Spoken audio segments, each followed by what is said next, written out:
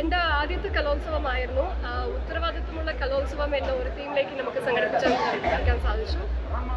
ഉത്തരവാദിത്വം നിന്ന് മാറി നിൽക്കുന്നതാണ് സന്തോഷം എന്ന് പറയുന്നതിന് പകരം ഉത്തരവാദിത്വം എടുക്കുമ്പോഴാണ് മനസ്സ് വിശാലമാവുന്നു. അത് ആ വിശാലമായ മനസ്സിലാണ് സന്തോഷം കൂടുന്നത് എന്ന ഒരു സന്ദേശമാണ് ഇവിടെ കൊടുക്കാൻ സാധിച്ചു.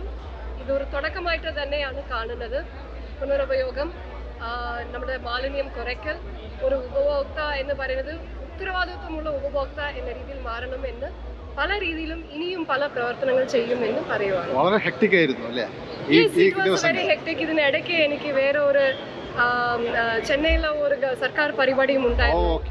സോ പിന്നെ ഇലക്ഷൻ ഡ്യൂട്ടിയും ഉണ്ടായിരുന്നു. പല രീതിയിലും യാത്ര ചെയ്തുകൊണ്ടേയിരുന്നു. ഞാൻ 10 ദിവസമായി വീട്ടിലേക്ക് പോയി.